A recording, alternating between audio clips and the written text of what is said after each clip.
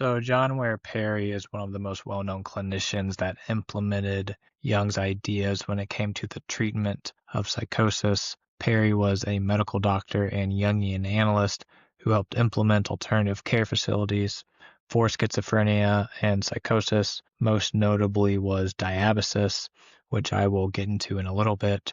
So Perry furthered Jung's work and believed that psychosis was an attempted healing process. And he thought the role of the clinician was to try to facilitate this healing process along. So Perry thought it was very important to be with the patient and engage curiously and compassionately. He focused on creating a supportive space for the psychotic process to play out. Art supplies were regularly used in sessions to try to stimulate and process the unconscious material that was coming out in the psychotic symptoms. And at Diabasis, there was no medication used at all.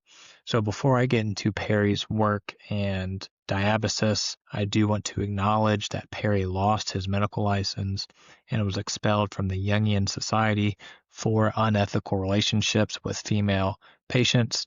So I want to condemn this, obviously, and call out this unethical behavior. But I think we can separate these unethical behaviors he engaged in and was punished for from his clinical contributions to the treatment of psychosis. So Perry saw psychosis as a renewal process, similar to Jung. He said that when a person finds herself in a state of acute distress and circumstances that have assailed her most sensitive realities, her psyche may be stirred into an imperative need to reorganize the self. So, in essence, whenever a person is losing their ability to adapt to life, to their circumstances, whenever their sense of self is beginning to break down and there's a threat to their psychological existence, the psyche may initiate psychosis as an attempt to try to reorganize, shake things up, bring about a renewal of the personality that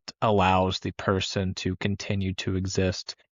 So the psychologist Paris Williams comments on Perry's conception and approach here. When one develops a self-image and/or world image that are unbearably limiting, the psyche initiates a profound reorganization. During the shift, Perry believed that the deepest levels of the psyche are activated and draw a disproportionate amount of energy in the organismic system, leaving a very low level of energy available to the so-called higher functions, those responsible for relating to the external world. So what he is saying is that whenever one's image of themselves, their image of the world begins to be too limiting, too restricting, impairs their ability to continue existing in a healthy and adaptive way, then this is when the reorganization is initiated by the psyche.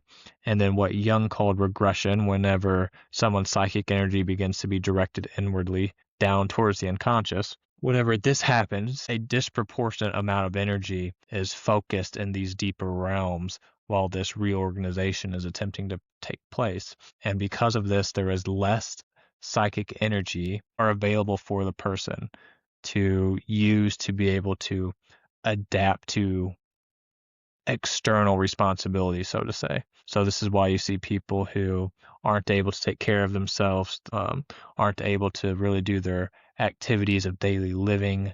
They may not eat enough, don't take care of their hygiene, things like this. So Paris Williams also continues by commenting on Perry's work and his conception by saying that a person going through this renewal process of psychosis, that their field of awareness is flooded with archetypal affect images or sensory perceptions and emotions that are intricately bound together. And these individuals either identify with the archetypal affect images and believe oneself to be them, such as a second coming of Christ, or they project them out onto the external world, believing themselves to be stalked by CIA agents or malevolent actors. So this is what Jung is saying about how a person's consciousness is flooded with all of this unconscious material that overwhelms them and that a person can become possessed by. So Perry thought that we should be supporting this process in treatment, that we should be supporting the attempted renewal of the personality and sense of self that was attempting to emerge. So here's another quote by Paris Williams talking about this. The best way to support the renewal process is to offer the individual our clarity and caring above all else. Clarity is your ability to be genuinely present with the person and to make the effort to understand and support the person in finding meaning for their experiences. Our job is simply to facilitate this process to the best of our ability. Caring refers to our aspiration to hold the person in all of their experiences, no matter how challenging they may be, with respect and unconditional positive regard. So Perry had a particular set of qualities he embodied while he was working with patients, a specific disposition and ways in which he would relate to the patients, which he thought was crucial, and he taught to the other people who were working with him at Diabasis. So Dr. Michael Cornwall is a psychologist who wrote his dissertation on Perry and his work at Diabasis, and this is a quote by him talking about Perry and the way in which Perry worked with his patients. This way, as developed by Perry, requires the practitioner to be free from any tendency to recoil in fear and judgment or to pathologize the person in need. Practice of this way involves compassion, empathy, and an actual sense of kinship, most often acquired through the practitioner's own experience with visionary or altered states of consciousness. This essentially receptive way is, however, far from passive. It actively creates a safe and sacred space for the client's process while eliciting an increased flow of unconscious content. It invites the expression of both personal and archetypal affects and images. So Perry followed in Jung's footsteps by embodying that empathy and validation of the inner process of the patient were the most important qualities that the clinician or anyone working with the patient could have whenever someone is going through a state of psychosis or an altered state. And because this is not the typical way in which patients are treated by the mental health system, Perry was very critical of the mental health system and thought that we were actually doing more harm than good because we were preventing this regeneration process from following through to completion. So Cornwall also says that Perry became thoroughly convinced that where nature was arranging a reorganization of persons' psyches, our profession was blocking that and instead shunting them mainly into a life of chronic disability. So the treatment at Diabasis was unique, and the foundation of this was the atmosphere that was created.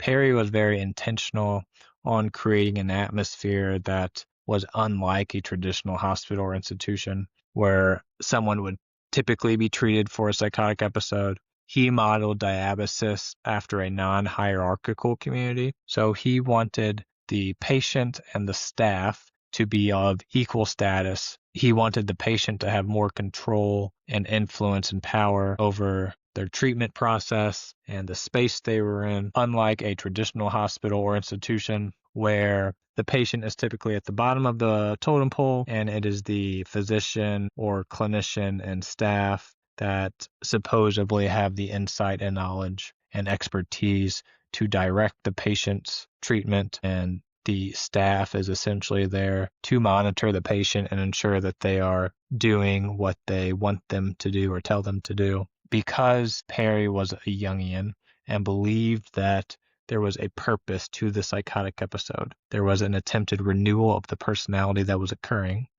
He believed that the real wisdom was coming from inside the psyche of the individual patient.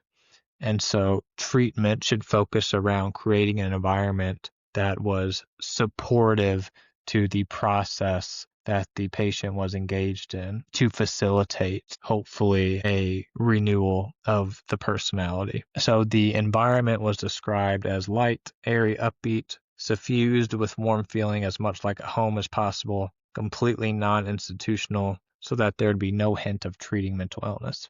So Perry didn't want a cold, clinical, isolating environment like a typical hospital where someone feels like a lab rat. He wanted to create more of a home environment where a person would feel comfortable and it would feel warm and inviting and they would be at ease. Diabasis also used a lot of paraprofessionals, so people who didn't have the typical training when it came to standard or conventional mental health care. He was very emphatic that the most effective practitioners would be those not coached and experienced in psychopathology. So he didn't want people who had been conditioned to view mental illness in the standard way. Specifically with psychosis or schizophrenia, he did not want staff who viewed it as a brain disease, because this isn't how Perry was approaching it. He worked at Agnew State Hospital, and from his time there, he saw that the experienced psychiatric staff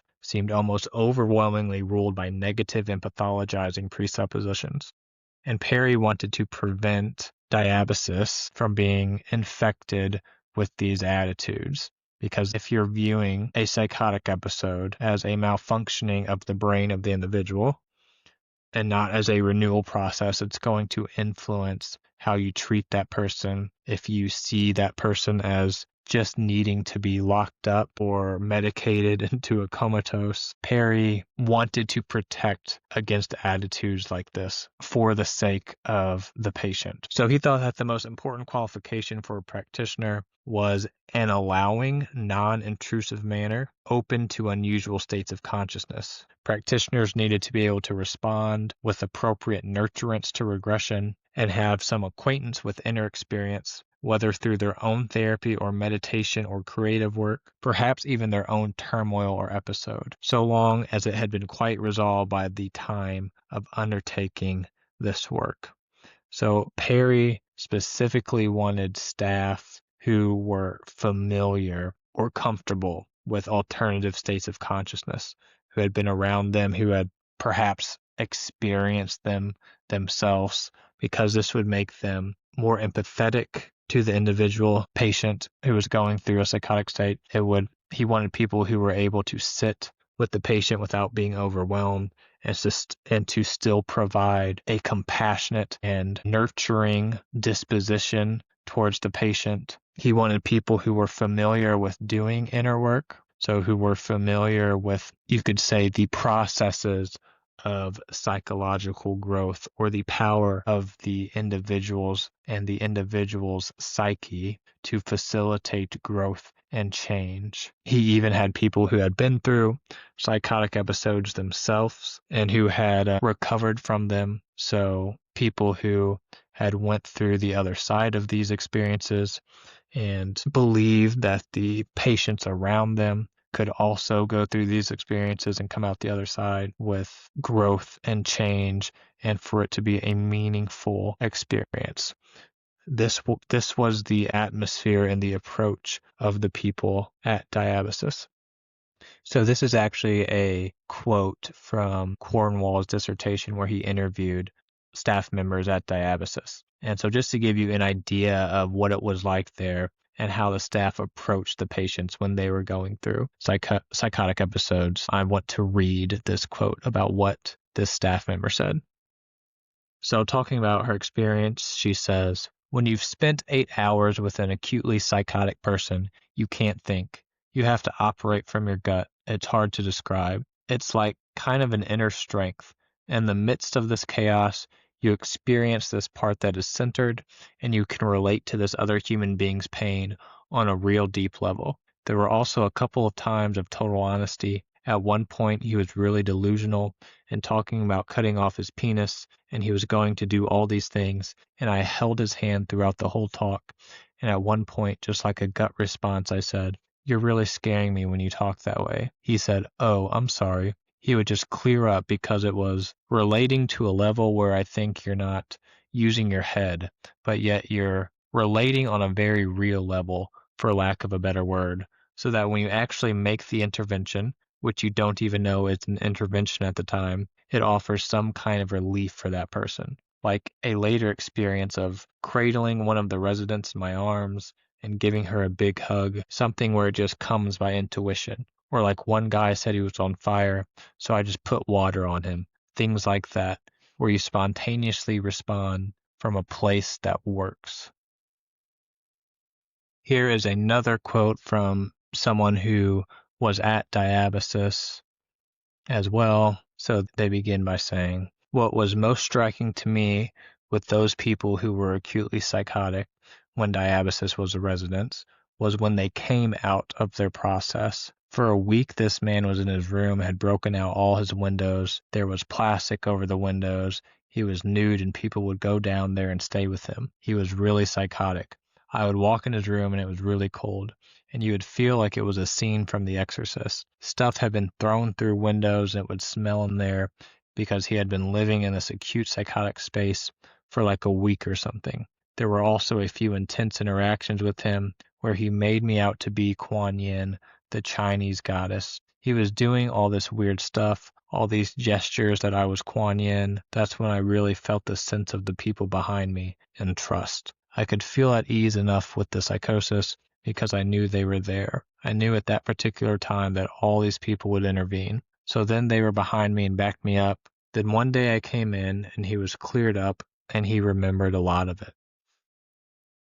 So I want to contrast how different this is from how a person would be treated at a traditional hospital or institution. This man was allowed for a week or so to live in this psychotic space where he was destroying things.